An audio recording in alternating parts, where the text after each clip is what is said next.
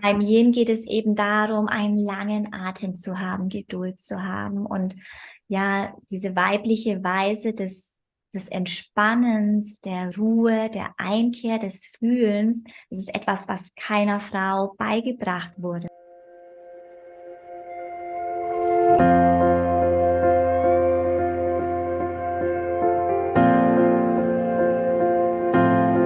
Hallo und herzlich willkommen bei Loslassen und gemeinsam wachsen, deinem Podcast rund um bewusste und bedingungslose Elternschaft. Mein Name ist Manuela Festel, ich bin Mama, Mutmacherin und vor allem Mentorin für achtsame Kommunikation und gewaltfreie Konfliktlösung mit Kindern. Und genau darum geht es auch hier in diesem Podcast. Ich zeige dir, wie du deinen Weg in eine bewusste, authentische und bedingungslose Elternschaft findest und Konflikte schließlich mit deinem Kind achtsam, respektvoll und gewaltfrei lösen kannst. Ganz ohne Schimpfen und Bestrafen. Bist du bereit? Na, dann lass uns loslegen. Hallo ihr Lieben, herzlich willkommen wieder hier im Podcast Loslassen und gemeinsam wachsen. Schön, dass du wieder mit dabei bist, vor allem auch heute und hier zu diesem Interview mit meiner Gästin Regina Rebele. Da kann ich dir gleich sagen, ich bin Instagram so sehr dankbar, dass Instagram mich mit so wunderbaren Menschen und Frauen verbindet, die Herzensprojekte haben und Kompetenzen mitbringen in so unglaublich schönen Bereichen, die uns als Menschen so sehr helfen, uns selbst zu entdecken. Und die Regina gehört dazu. Regina Rebele, du wirst sie gleich im Podcast hören und sie wird sich auch vorstellen, ist Mentorin und Coach für Frauen auf Basis der chinesischen Medizin und begleitet Frauen in ihren Wandlungsprozessen auf dem Weg zur Selbstentfaltung mit ihrem Lieblings-Selbstliebe-Tool der Aromapressur. Ich habe sie zu dieser Episode, zu diesem Podcast eingeladen und ihr einige Fragen gestellt und freue mich sehr, dass sie Einblicke gegeben hat in die Rolle der Wut aus Sicht der TCM, wie es uns gelingen kann, wieder in die Balance zu kommen, welche Rolle Yin und Yang eigentlich spielen und natürlich vor allem auch, wie dieses großartige Tool der Aromapressur uns helfen kann, uns selbst zu entdecken. Ich wünsche dir viel Spaß bei diesem Interview in dieser Podcast-Episode. Liebe Regina, schön, dass du da bist. Ich freue mich sehr, sehr, sehr, dass du da bist und mag, bevor du dich vielleicht kurz meinen Hörerinnen und Hörerinnen sehr wahrscheinlich mehr, vorstellst, ganz kurz Einblicke geben, wie ich zu dir gekommen bin, weil ich das so, so spannend finde. Es ist das soziale Netzwerk Instagram gewesen. Instagram hat mich irgendwann mal zu dir gebracht. Ich weiß nicht, ob ich dich zufällig gefunden habe oder ob es irgendwie eine Werbeanzeige war, die irgendwie eingeflogen ist oder ob dich irgendwo jemand erwähnt hat, aber ich bin irgendwie zu dir gekommen und habe dann ein bisschen recherchiert, was du so machst und habe mir gedacht, oh, so schön, resoniert so sehr mit mir. Es fühlt sich so gut an. Und natürlich auch so mein Thema mit Aromen zu arbeiten, also mit Ölen zu arbeiten. Das ist ein Bereich, in den ich vor ein paar Jahren eingestiegen bin, nur privat, also so für mich zum Austesten und zu gucken, wie wirkt das für mich und was macht es bei meinen Kindern natürlich auch. Die waren dann auch Versuchskaninchen für verschiedenste Themen, wenn sie aufgeregt waren oder auch bei Erkältungen und so weiter, habe ich dann eben mit den Ölen angefangen. Und das, was du dann so gemacht hast, es war so wärmend für mich. Es ist so viel, deine Botschaft, deine Bilder, die Texte, die haben mich so angesprochen. Und dann kam ich auf deine Webseite und habe geguckt, wer bist du? Wer bist du? Regina, lass mal sehen über mich. Klassisch, ja. Der Weg so von der Neugierde, dann auf die Webseite und auf die Über mich-Seite, die ja die meistgeklickte Seite in der Regel ist.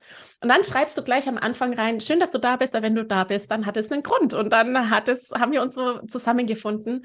Und das war wirklich der Moment, wo ich mir gedacht habe, so, und jetzt schreibe ich dich an, ich will dich im Podcast haben. Weil es tatsächlich wirklich so meine ganz innere Haltung ist, dass wir ja alle miteinander verbunden sind und dass es immer einen Grund hat, wenn wir zusammenkommen.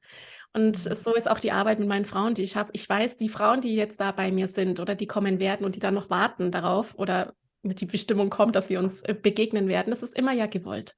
Und es hat einen Grund. Und daher ist es so schön, dass es geklappt hat, dass du jetzt hier bist, Regina. Vielen, vielen Dank. Schön, dass du da bist. Danke dir. für dein Erzählen. Es ist so schön, deine Reise auch, Ja, erfahren, wie du zu mir gekommen bist. Das bekomme ich natürlich in der Regel nicht so mit, wie die Menschen zu mir kommen. Ich ja. vertraue da tatsächlich auch auf diese Resonanz, auf das, Aussenden von Energie, das Wirken von Energie. Und offensichtlich ist es wirklich so, wie du erzählt hast, dass viele Frauen oft gar nicht wissen, wie sie zu einem kommen. Ja, sei es irgendwie ein Hinweis oder ein Post oder eine Empfehlung. So, so schön. Freue mich, dass wir miteinander verbunden sind und danke, dass Total. ich hier sein darf. Sehr, sehr gerne. Ich bin jetzt auch schon ganz gespannt, was unser Gespräch so bewirken Mhm. wird bei den ein oder anderen Frauen, die immer herzlich eingeladen sind, das zu kommentieren oder Rückmeldung zu geben, E-Mail zu schreiben. Ich freue mich immer, ihr Lieben, wenn ihr mir mailt und wenn ihr einfach Bescheid gebt, was sich so getan hat. Regina, bevor wir einsteigen, wir sind ja schon voll drinnen, magst du dich einfach mal ganz kurz vorstellen, sagen, woher du kommst, was du denn eigentlich so machst, und dann würde ich tatsächlich direkt, ja, loslegen mit dir. Frage Ja, vorab, gerne. das hat keiner mitbekommen, bevor wir auf Aufzeichnung gedrückt haben. Hast du so gemacht? Und vielleicht Ja. magst du das in deine Vorstellung mit reinnehmen, was das. Ja, also erstmal an alle, die mich nicht kennen. Das sind sicherlich einige, die mich nicht kennen. Ich heiße Regina. Ich komme aus Bayern, lebe auf dem Land mit meinem Mann. Es ist eine kleine Patchwork-Family, in der wir leben. Also die Kinder meines Mannes sind sehr oft bei uns. Ich habe aber keine eigenen Kinder, aber ich bin so ein bisschen so die Bonusmama für die Kinder. Absolut. Und ich bin Mentorin und Coach für Frauen auf Basis der traditionellen chinesischen Medizin. Und da komme ich tatsächlich her aus der TCM. Und von der klassischen Körperarbeit und von der klassischen Ernährungsberatung hin hat sich meine Arbeit entwickelt, mehr diese ganzheitliche Betrachtung in Erwägung zu ziehen. Also es ging sehr schnell in die Tiefe. Viele Frauen kamen mit Symptomen in Hm. erster Linie. Und dann hat mich aber wirklich so dieser Ursprung dieser Symptome viel, viel mehr interessiert und da wirklich in die Tiefe zu gehen, die Emotionen mitzunehmen und die ganzen Prozesse, die da einhergehen. Und so ist meine Arbeit entstanden. Und mittlerweile ist es wirklich so, dass ich Frauen hauptsächlich auf ihrem Weg in die Selbstermächtigung, in die Selbstwirksamkeit und in die Selbstentfaltung begleite. Meistens sind die Frauen so in Wandlungsprozessen und ja, hier unterstütze ich. Und weil du gerade so das Thema mit dem Duft angesprochen hast, eines meiner Lieblingstools ist die Aromapressur. Und hier habe ich ganz viel geforscht und ganz viel miterlebt und mitentdeckt mit den Frauen zusammen.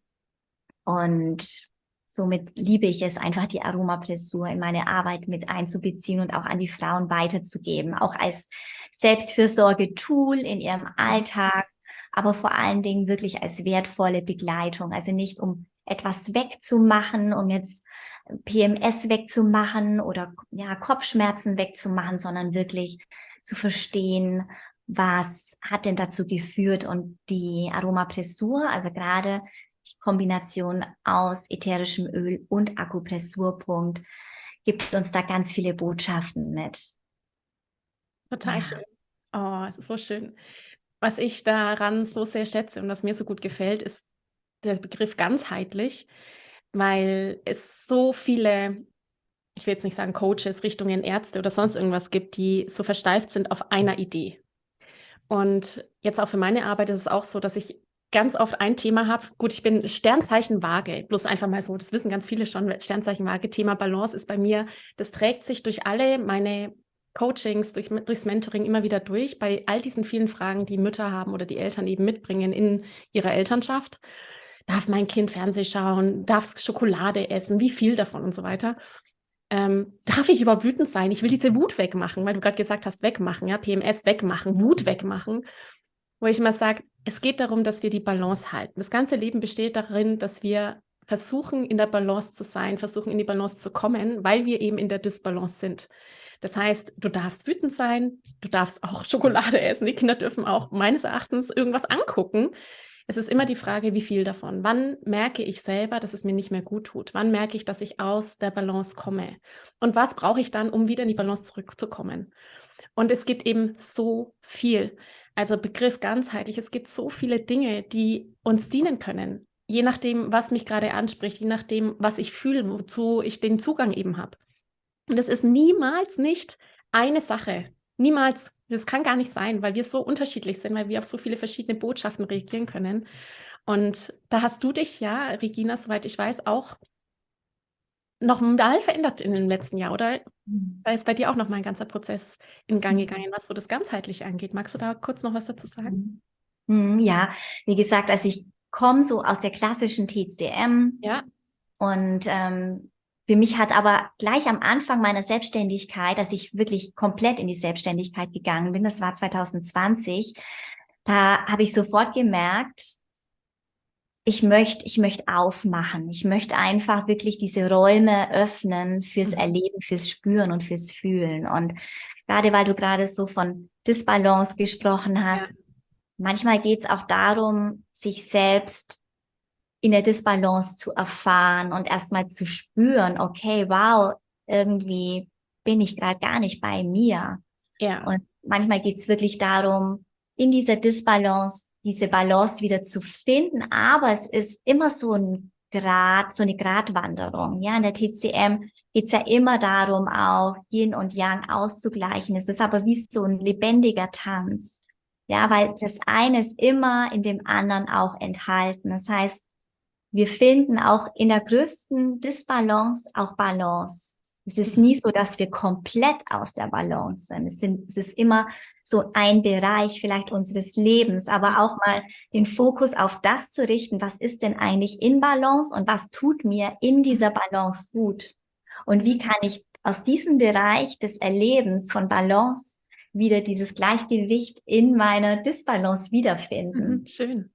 Ja. Also es ist, ich mag es einfach auch so spielerisch an das Thema Balance ranzugehen, weil oft ist es ist so wie so ein Schatten. Disbalance ist oft so ein Schatten, der oft so über uns hängt. Boah, Ja. ich bin außer Balance. Und es ist immer so, wie kann ich denn wieder in die Balance Ja. finden?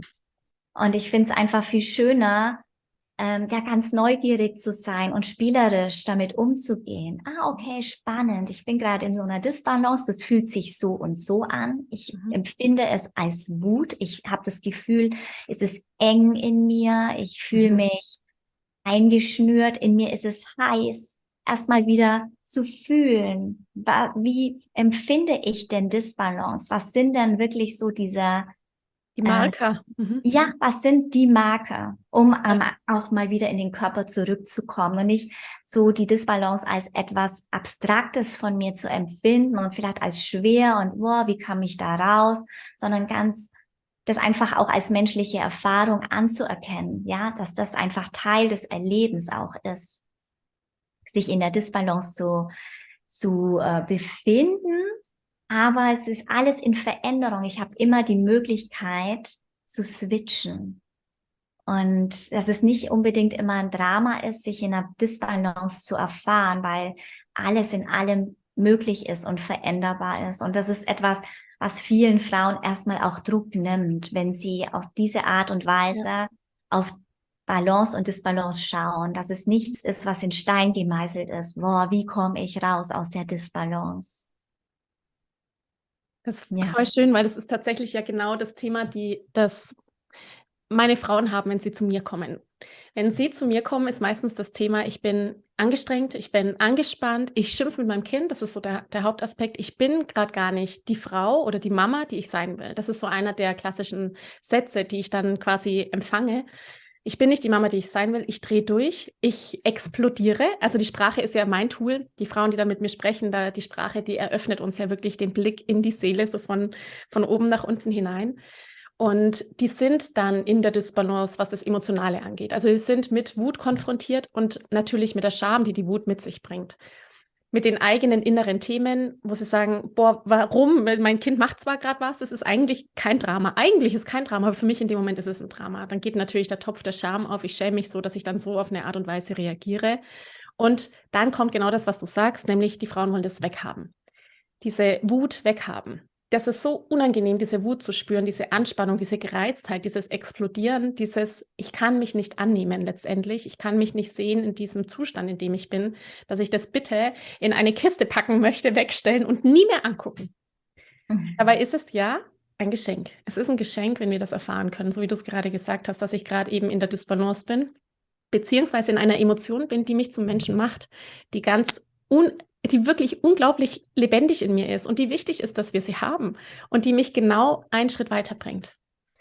Du hattest dazu gerade eben auch zur Balance Yin und Yang angesprochen. Ich bin mir nicht sicher, ob meine Hörerinnen alle wissen, was das ist. Vielleicht kannst du das mal in Bezug zur Wut ein bisschen erklären. Also was bedeutet für mich im Rahmen der Balance Yin und Yang und ja, was macht die Wut da? Oder wie kann ich das besser annehmen vielleicht?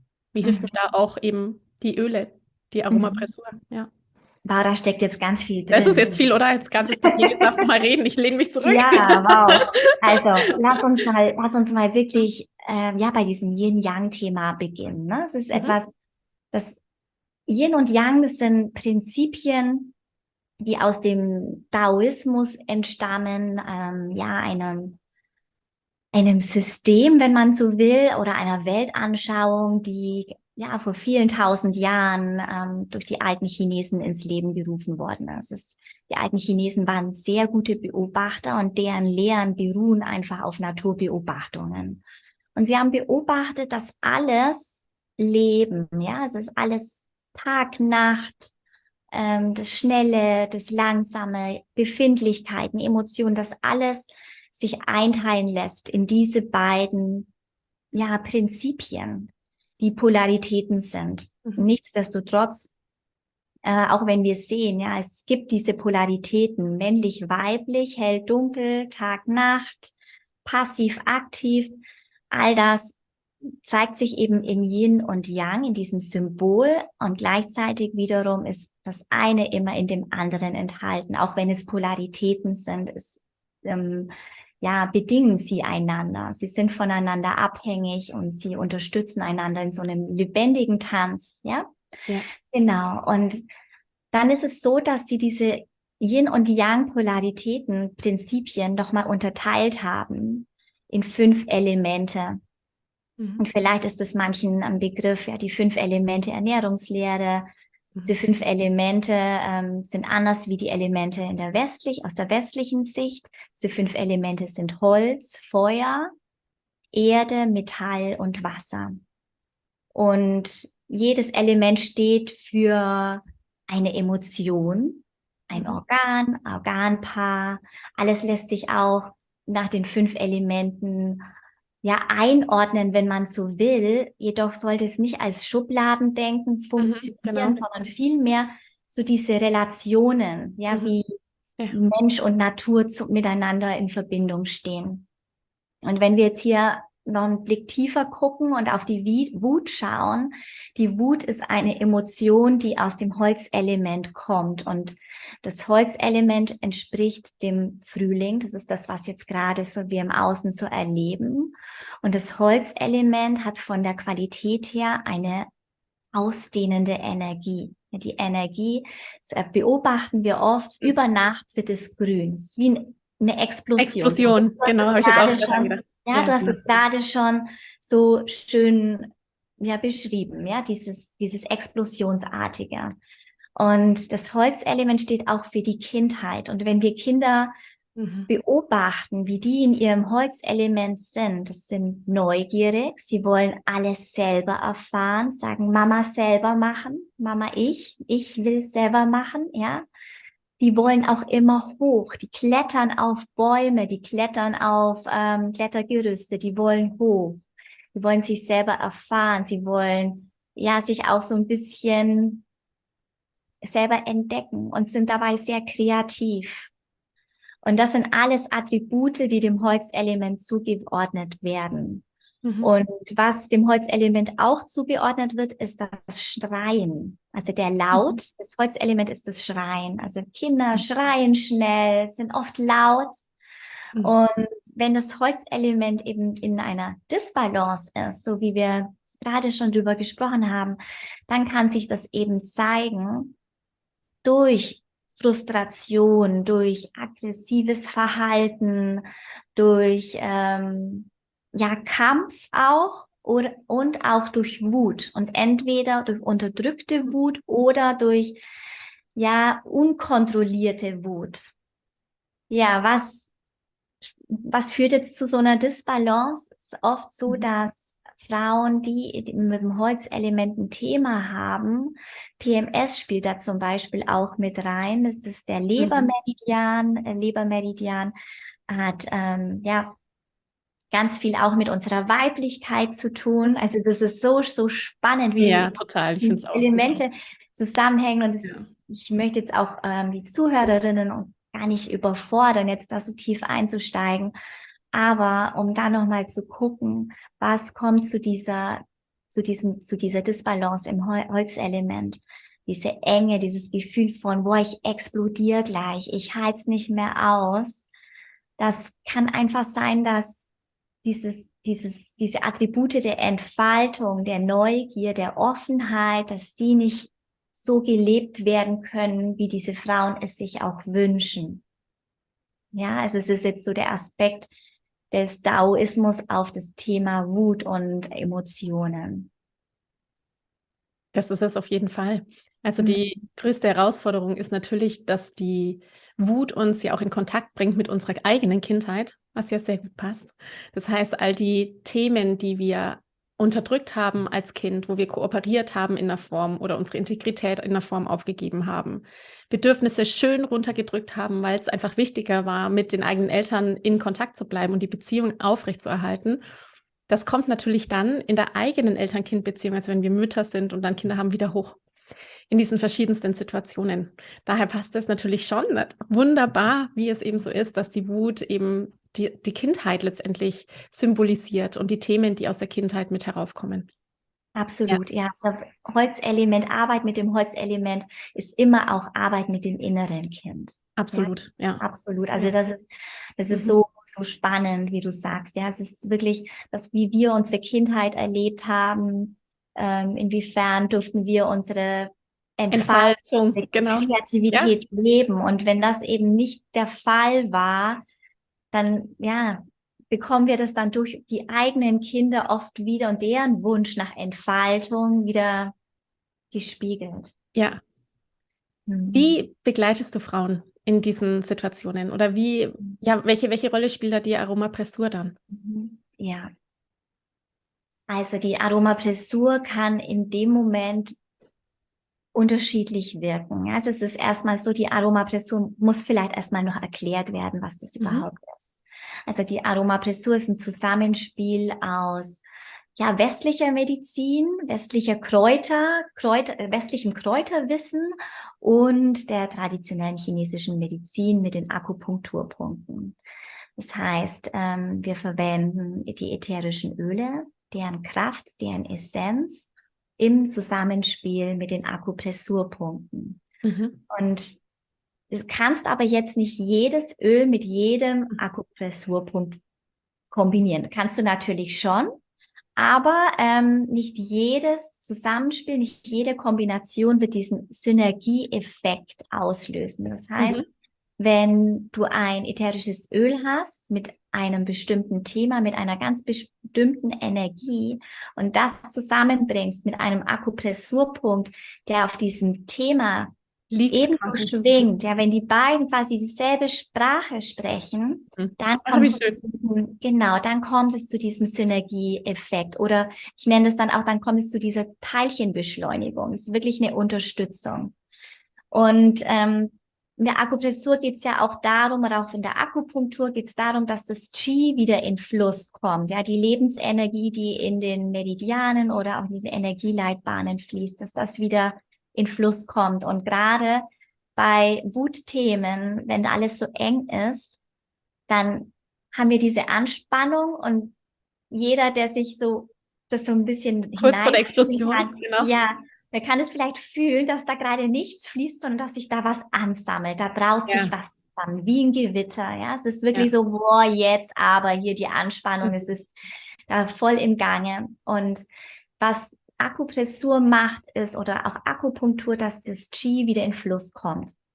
Gerade bei Wutthemen spricht man oft von der Leber-Qi-Stagnation. Ja, das Mhm. ist, dass wirklich im Lebermeridian die Energie nicht fließt, sondern stagniert.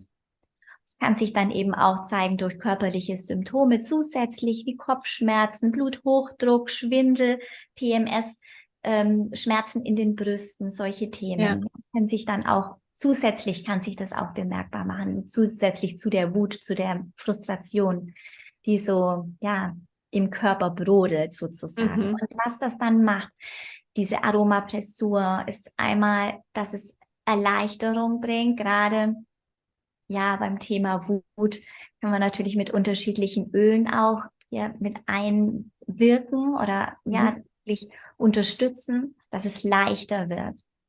Aber es macht das Thema nicht weg. Ja, es ist Mhm. jetzt nicht Genau. so gedacht, ja, ja, ich drücke dich jetzt das jetzt mal, das bringt erstmal Erleichterung, das Qi kann sich bewegen, wir können wieder bei uns ankommen, im Körper ankommen. Und gleichzeitig, was das die Aromapressur aber wirklich macht, wenn wir wirklich damit arbeiten, zum Beispiel mit einem Öl und verschiedenen Punkten über eine längere Zeit, ist, dass wir das Thema in Bewegung bringen. Die Mhm. Aromapressur Ja. bringt das, was in der Tiefe ist, an die Oberfläche, dass wir es anschauen können, in Heilung bringen können, integrieren können. Auf so eine ganz sanfte Art und Weise. Aber es braucht halt einfach wirklich dieses Dranbleiben und nicht nur, ja, ich mache jetzt mal einmal sondern wirklich diese Bereitschaft, sich da unterstützen zu lassen mit den Ölen, vielleicht dann auch noch in einem Mentoring zusätzlich oder jede Frau braucht da was anderes oder vielleicht in einer Gruppe zusammen sich Frauen auch austauschen können, wo Frauen sich unterstützen können bei diesen Themen. Vielleicht. Genau. Das ist voll schön, weil im Prinzip ist es so, dass wir ja mit den Ölen und mit dem zur Ruhe kommen, mit uns selbst in Berührung kommen. Also doppelt in Berührung. Ich komme quasi wirklich auf Körperebene mit mir in Berührung, weil ich mich berühre an den Akupunkturpunkten, die das sind, oder Akupressurpunkten. Und meine Sinne, mit denen berühre ich mich ja auch. Das heißt, ich rieche den Duft dieser Öle und das macht was mit mir. Das wissen wir ja, dass quasi durch die Gerüche eine Verankerung im Gehirn ja auch stattfindet. Und dann muss ich auch in die Ruhe kommen. Also ich muss letztendlich mein Yin wieder aktivieren. Ja. Weg von diesem, was so ganz lebendig ist in uns, das zu tun und zu machen und ich mache das noch und gerade als Mama, ich habe noch 20.000 Sachen zu tun und Kind abholen und was weiß ich, was wir alles so auch noch zu Mhm. tun haben vielleicht. Ja. Zurückzukommen zu mir selber. Ja. Und es ist so schön, weil dieses Tool, mit dem du Frauen unterstützt, eben genau das bedingt. Ja, wenn ich sage, zu meinen Frauen, ja, sage ich, bleib dran, die Sprache zu verändern und in diese neue Haltung hineinzuwachsen, bedarf ein regelmäßiges Üben, ein Dranbleiben. Das geht nicht von heute auf morgen. Es wäre wünschenswert, aber so ist das Leben nicht gedacht und so ist es eben nicht. Und bei dir ist es so, dass wirklich ich kümmere mich um mich selbst, Stichwort Selbstfürsorge, Selbstliebe. Ich bin mir jetzt wichtig, ich gehe da ganz sanft ran an dieses Thema, bedingt, dass ich in die Ruhe komme, bedingt, dass ich mich verbinde. Auf Ja. eine Und sehr das liebevolle Art und Fühlen, ja, Weise. das Ja. Fühlen wieder in den Körper kommen, erstmal zu fühlen, auch erstmal zu spüren, wie möchte ich denn berührt werden? Wie fühlt sich Ja. dieser Punkt gerade an? Ist der schmerzempfindlich? Ist er taub? Und das einfach auch anzuerkennen, wie sich der Körper gerade in diesem Moment zeigt, Mhm. das einfach zu sehen, ja, es ist Teil dieses Erlebens. Und wieder dennoch auch ganz neugierig zu sein, dass es sich immer wieder verändern kann. Und dieses Hineinwachsen ist einfach auch so ein ganz wichtiges Stichpunkt, was du sagst, weil ja Verhaltensweisen einfach entstehen über so Prägungen, Verhaltensmuster und so weiter entstehen über viele Jahrzehnte hinweg. Und dieses Etablieren neuer Verhaltensweisen, die nähernd sind, sie unterstützend sind, es braucht einfach Zeit. Und Ja. auch das Yin braucht sehr viel Zeit. Ja, also ein Yang-Mangel geht relativ schnell, ja, wenn Frauen eher einen Yang-Mangel haben. Oft ist es ja beides so ein bisschen, mal auf der einen Seite das, auf der anderen Seite jenes. Das Yang lässt sich relativ gut und In zügig Bewegung bringen, oder? in Ja. Bewegung bringen. Mhm. Ja. Und beim Yin geht es eben darum, einen langen Atem zu haben, Geduld zu haben und ja, diese weibliche Weise des Entspannens, der Ruhe, der Einkehr, des Fühlens. Es ist etwas, was keiner Frau beigebracht wurde. Es ist nichts, was wir ja im Kindergarten oder so gelernt haben. Es ist etwas, was jede Frau auf ihre Art und Weise entdecken darf und da auch ganz viel Freude haben darf dabei beim Entdecken. Es ist nichts, was ja wieder so eine Glocke irgendwie verursachen sollte, so nach dem Motto, ja, ich bin zu sehr im Yang-Modus, ich weiß nicht, wie es geht, ich habe keine Zeit dafür. Mhm.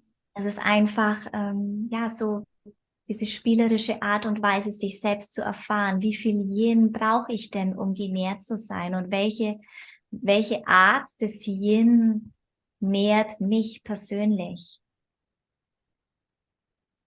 Ja. Regina, dafür braucht es unglaublich viel Selbstdisziplin. Vor allem um den Druck ich komme jetzt mal rein mit so einer totalen Behauptung und sage, unsere Gesellschaft will sowas überhaupt nicht.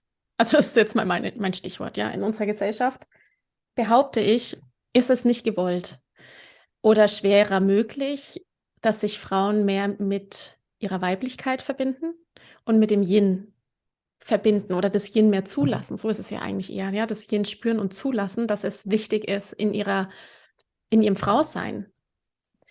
Ich bin jetzt drauf gekommen, weil du gesagt hast, das haben wir nicht gelernt als Frauen, auch nicht schon im Kindergarten. Und genau das sehe ich auch, dass bereits die Kinder ja schon funktionieren, dass sie tun sollen. Sie sollen in irgendeine Richtung gehen, sie müssen dahin gehen, das machen, so funktionieren, wirklich.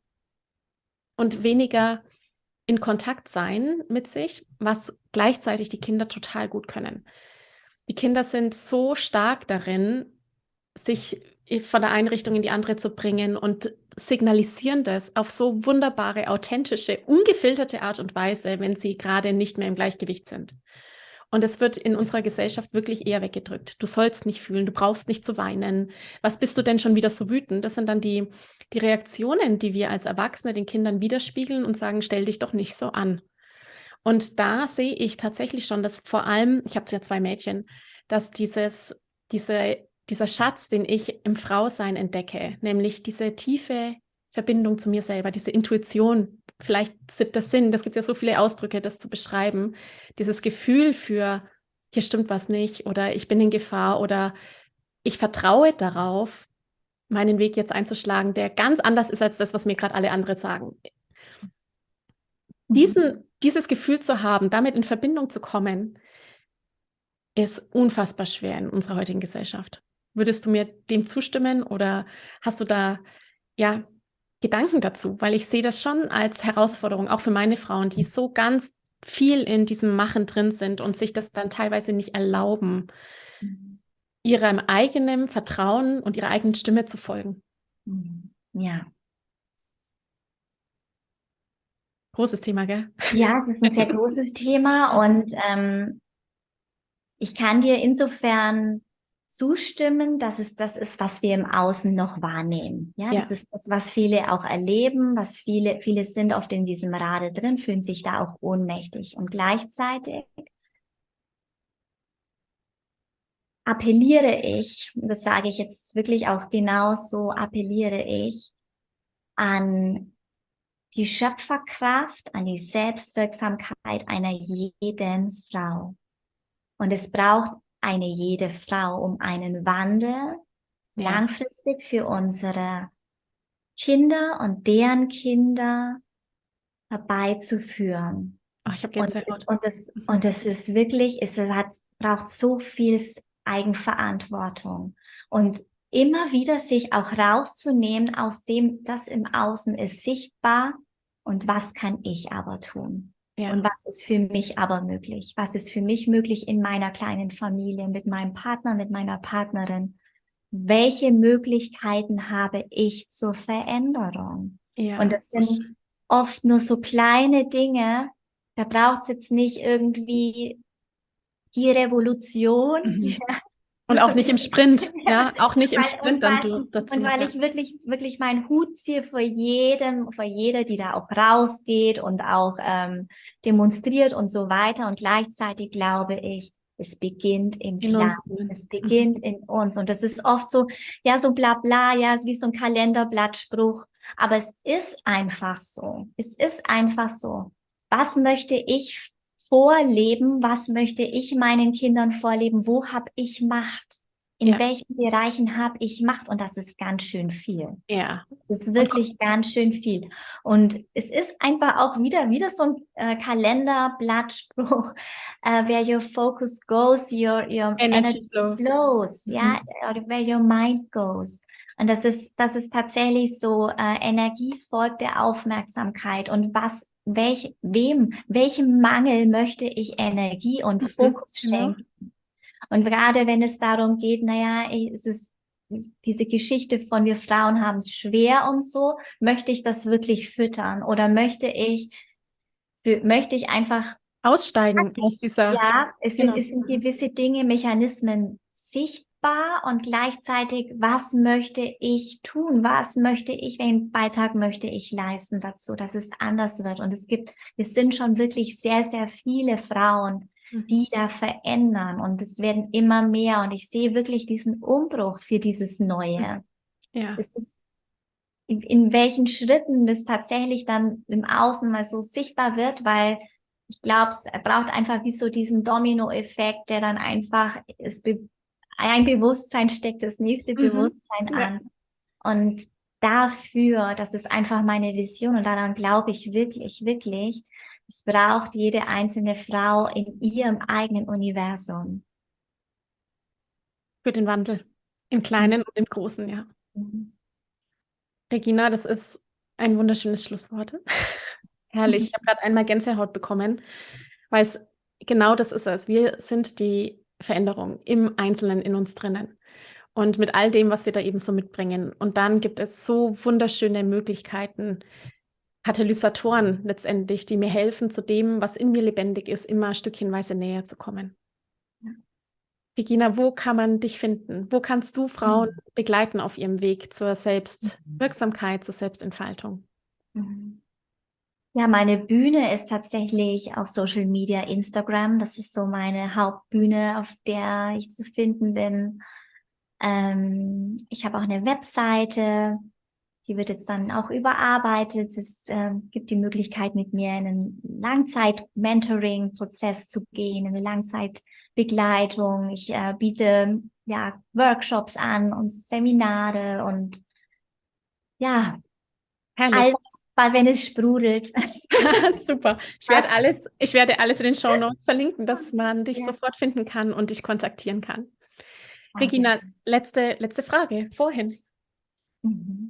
Was war dein Einstieg heute? Mit welcher Energie bist du ins Interview gekommen? Ich habe schon verraten, bei mir war es heute Bergamotte. Ich habe heute früh mich zu meinen Ölen hinter mir gedacht, was spricht mich an und bin bei der Bergamotte hängen geblieben heute für mich. Also ich bin in dieses Interview reingegangen mit ganz viel Neugier und das ist wirklich etwas, was ich mir in jeden Tag mit hineinnehme, diese Neugier. Das ist etwas, ich habe sehr viel Holzelement in meinem Naturell. Ich liebe es, kreativ zu sein. Ich habe sehr viele Ideen. Es ist etwas, was in mir auch oft sprudelt und diese Neugierde aufs Leben, auf Menschen, auf neue Umstände, all das nehme ich mir immer mit in jede Situation und mit der bin ich hierher gekommen und unterstützt hat mich die Wildorange, die uns an unsere Fülle erinnert, an alles, was da ist und die unendlichen Möglichkeiten, die wir haben. Wunderschön. Regina, ich danke dir sehr, dass du dir heute Zeit genommen hast für mich, für deine Zeit hier und für das Interview. Ich bin mir ganz sicher, wir bleiben in Verbindung und freue mich auf ganz bald. Danke für deine Zeit. Danke. Mach's gut. Bis bald. Tschüss. Ich danke dir von ganzem Herzen, dass du dir heute Zeit genommen hast, diese Podcast-Folge anzuhören. Wenn du noch mehr Impulse, Ideen oder Inspirationen auf deinem ganz persönlichen Weg zur bewussten und bedingungslosen Elternschaft suchst, dann abonniere unbedingt meinen Newsletter oder du folgst mir auf Instagram, Facebook oder Telegram. Möchtest du wissen, welche Kommunikationsstones sich in deinen Alltag eingeschlichen haben und mit welchen leichten Tricks du Konflikte mit deinem Kind vorbeugen kannst? Dann hol dir mein kostenfreies E-Book. Du findest es unter sprachzeichen.de/40-Sätze. Wenn auch du mal eine Frage stellen möchtest, dann komm am besten auf meine Warteliste von Gemeinsam wachsen, meinem 12-wöchigen Mentoring-Programm von der Wut zu Respekt und liebevollen Eltern-Kind-Kommunikation. Das findest du unter sprachzeichen.de/gemeinsam-wachsen-Warteliste. Wenn dir die Folge gefallen hat, freue ich mich natürlich riesig über einen Kommentar und natürlich, wenn du die Folge bei deinen Freunden und Freundinnen teilst und meinen Podcast abonnierst. Jetzt wünsche ich dir aber alles Gute. Wir hören uns sicherlich bald. Viele liebe Grüße. Ciao, ciao.